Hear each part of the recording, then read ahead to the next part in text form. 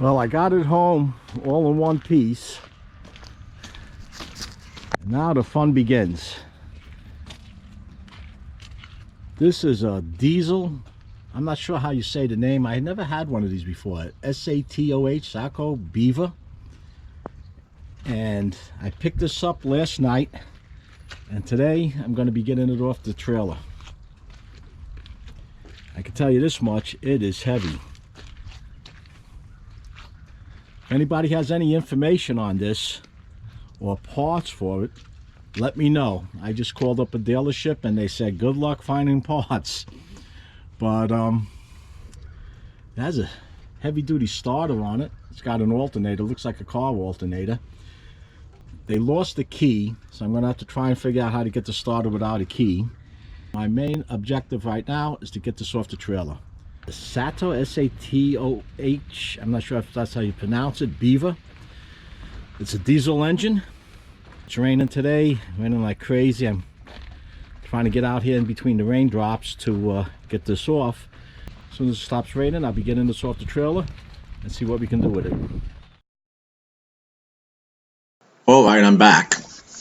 You notice I kept this boat trailer winch on the trailer when I did the conversion.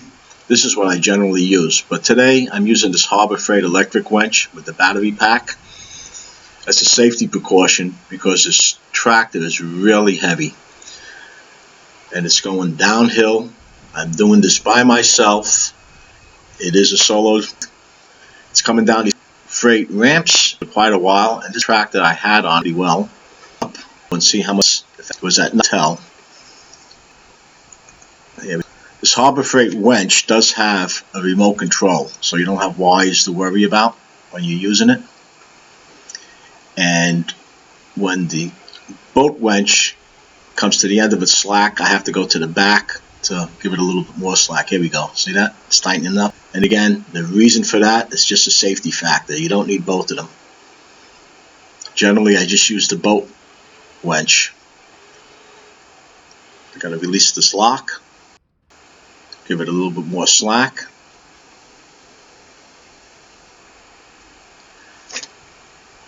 Now, I made this trailer for under $50. Well, I converted this trailer for under $50. The video for that is up above if you like to see it.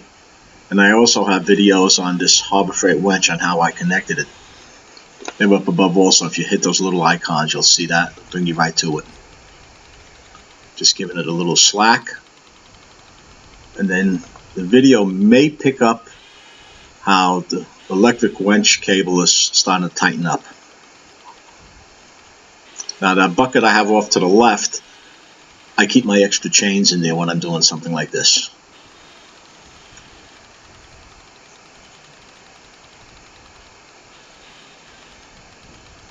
Once I get this down, I use my other tractor to pull it into a spot where I can start working on it.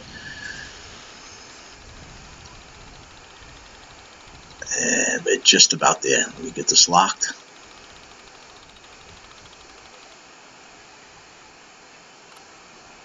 Seems like I always have to fiddle with this lock a little bit over here.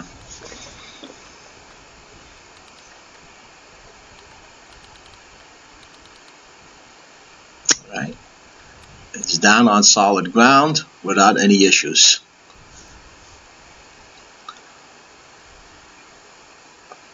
I'm going to chuck these wheels, and once I get everything out of the way, I'll just roll it to a spot